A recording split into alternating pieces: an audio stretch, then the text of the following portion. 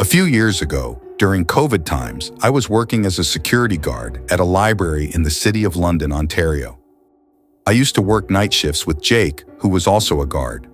Our job was to simply keep vagrants out of the premises.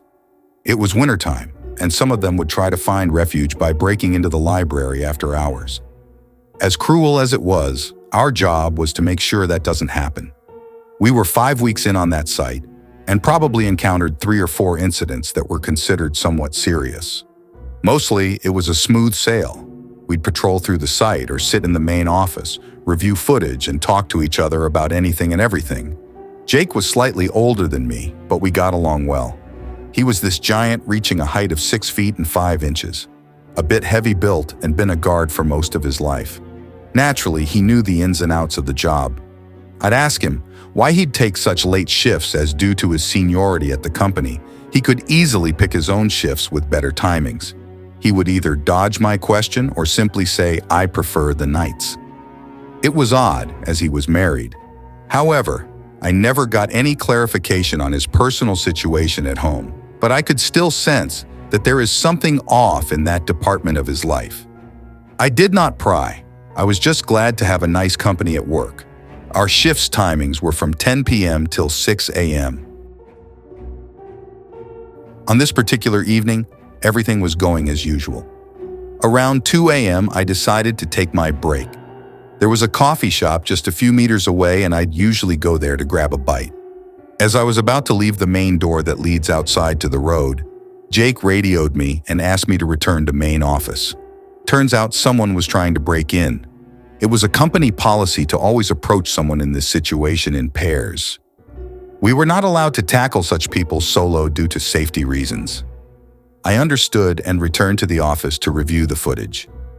I saw someone who very much looked like a recurring vagrant trying to break in from the basement of the library around the docking area. We made our way down to the basement of the premises and began patrolling to locate him, and to our surprise, he wasn't there. In such scenarios, we do our due diligence and proceed to the next possible spot he could have ran off to. In this case, it was either that he left the premises and ran outside, or he somehow wiggled his way up to the main floor through stairs while we were making our way down to the basement. I ran that by Jake, and this was the first time I saw his face properly since he radioed me when I was leaving for lunch. His face looked very different.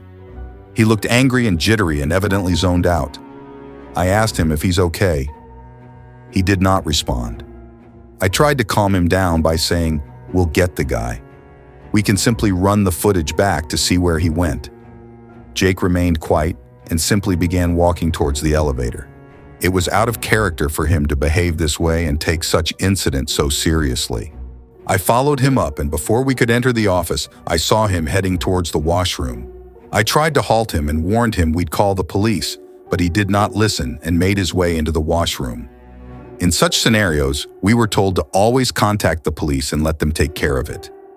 To abide with that rule, I pulled out my phone and began calling 911. But before I could do that, Jake Power walked into the washroom.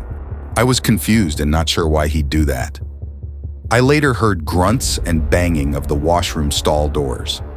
I ran towards it to make sure there isn't dangerous altercation going down. To my horror, Jake had pulled him out of the stall by his hair and dragged him outside the washroom.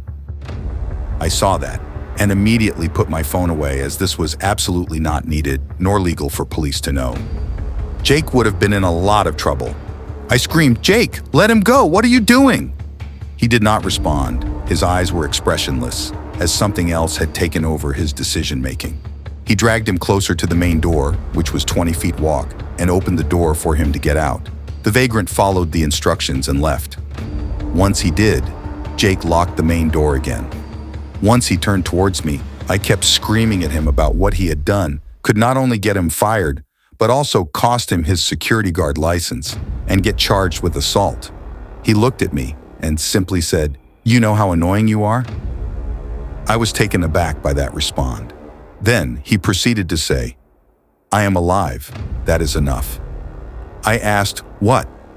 He did not respond to me, simply walked away towards the office. I followed him.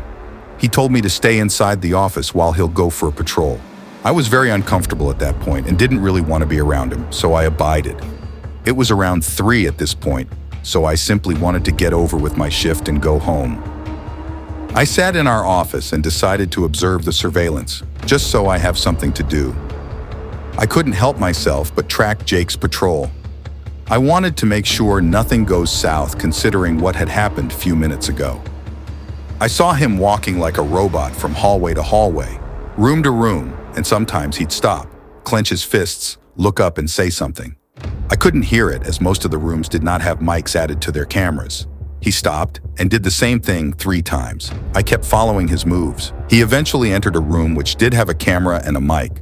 I was hoping for him to stop and do the same thing so I could hear what he was saying. To my fortune, he did just that. I turned on the mic and he was basically chanting, "I am alive, that is enough," repeatedly. That was very alarming, to see a man who has been so well adjusted finally snap due to some reason. It did not add up. I decided to call our company's general manager. I needed to report him. I did not want to call the police, as getting him in serious trouble was not the intention. I called the general manager a few times, but he was most likely asleep, and rightfully so. It was past 3 a.m. after all. I also tried to call our overnight scheduling department and very quickly realized they are idiots and will be of no help. In the midst of all this, I spotted another vagrant approaching the main door of the library. Again, our instructions clearly indicated that we need to approach him in pairs, but I did not want to repeat what Jake did with the other vagrant. I began to walk towards the main door. It was a glass door, so I could clearly see him. At that time, Jake had finished his patrol and was approaching the main floor. I could tell as I could hear him chanting, "I am alive, that is enough," louder and louder. I turned back and saw him appear into the hallway. He looked at the vagrant and went quiet.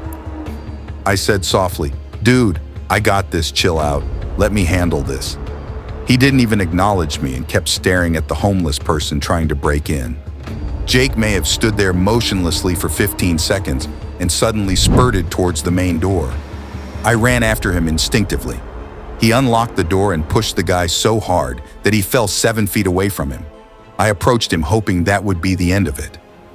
That is all I could do. I was a much smaller guy compared to Jake. There was absolutely no way I could tackle him physically. At this point, I was more scared of Jake than anyone else. The vagrant got up, cussed at him, and decided to walk away. Jake, who'd usually not care about this, grunted and went after him. The homeless guy saw this and ran away from him, but Jake manically chased him. There is a cemetery right in front of the library. Jake chased that vagrant into that cemetery. A lot was wrong with this situation. The person Jake was chasing was out of the building and posed no threat to the property we were hired to guard. Jake had no reason to go after him. On top, they ended up in a cemetery, and that too around 4 a.m. on a cold, foggy night. It did not help the situation, and it looked like Jake was taking this very personally. I went after them. I could hear footsteps rushing from right to left, but I did not see anyone due to all the fog and how spooked I was. I almost considered calling the police due to how the risks this situation was exhibiting. However, as I pulled my phone out, I saw a missed call from our general manager. I called him back and he picked up.